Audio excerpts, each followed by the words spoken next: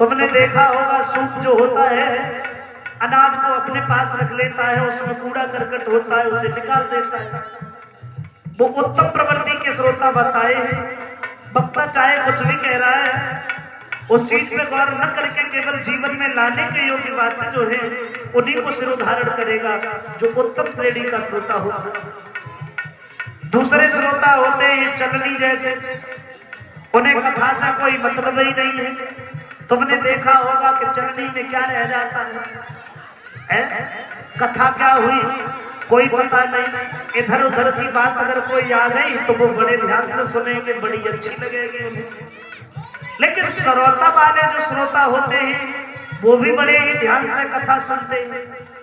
अब वो केवल ध्यान से इसलिए नहीं सुनते हैं कि भगवान की कथा है सुनना चाहिए ध्यान, ऐसा उनका कोई विचार नहीं होता है। वो तो केवल इसलिए ध्यान से सुनते हैं कि वक्ता के मुंह से कोई ऐसा शब्द निकले जिसे हम लेकर के खड़े हो जाए। फिर पंडाल में बैठने वाले लोग हमें देखें कि भाई मैं तो बहुत बड़ा विद्वान हूं, मैं तो सब जानता हूं। केवल उनका यही मकसद होता है। लेकिन जो वक्ता होता है सुबह से शाम तक वक्ता ही रहता है।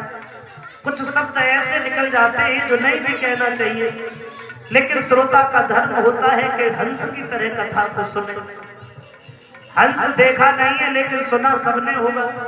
हंस जो होता है अगर उसे दूध में पानी भी मिला दो तो वो केवल दूध को पी लेगा, पानी छोड़ देगा उसमें से। ऐसा हंस का स्वभाव सुना जाता है।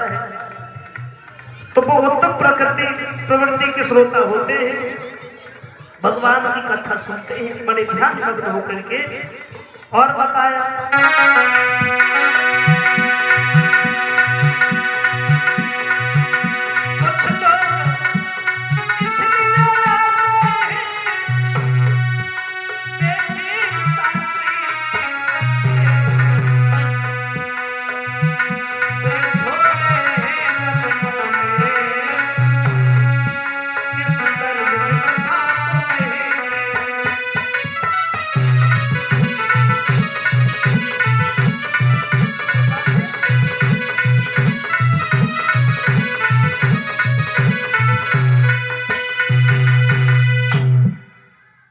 ज्यादा हो रही, आराम कर लो, खुली